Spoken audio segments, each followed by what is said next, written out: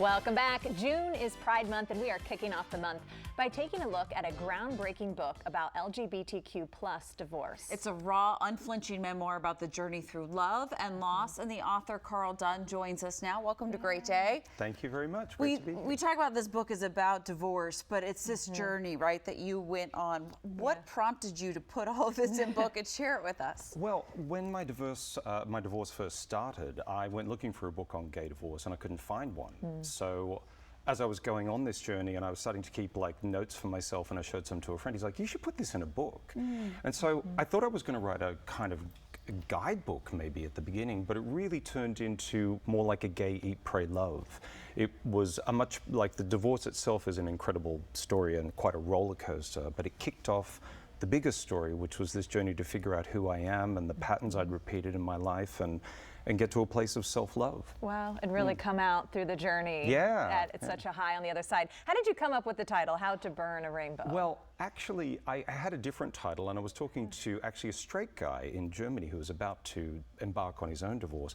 And then he had suggested the title. He just kind of came out with it while we were talking. I thought, that's a great title, because it summed up a lot of things we were talking about, how in our lives we're constantly chasing rainbows. We're following the scripts that are handed to us. We're chasing these ideas that we think are going to make us happy, only to discover when we have them, it's like, this doesn't feel like I thought it was going to feel. I don't feel satisfied.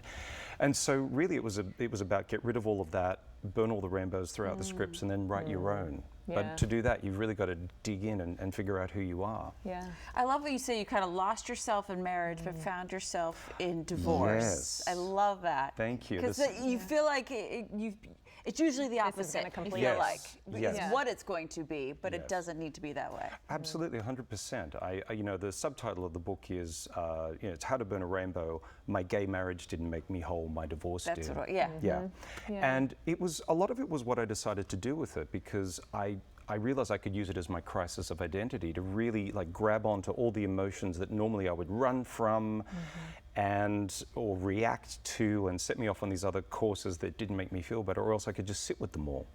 So that's really what it became about. I use it as my kind of a way to walk the path, to figure myself out, and just get to this point of really liking the person that I am and accepting myself for all my faults and imperfections. That's what we want. Exactly. We know you're in town. You have a book signing tomorrow night for anyone who wants to come talk to you, right? Yes, we're having a great book signing tomorrow night at Little District Books. I'm joined by a DC author who came by way of Georgia called Jeffrey Dale Lofton, and we're going to be talking about love, relationships, just the universal idea of being happy with yourself. I think we all can learn a little something. Yeah, I know it was a how-to absolutely. as it started, but now it sounds like we all can get something from this. I think so.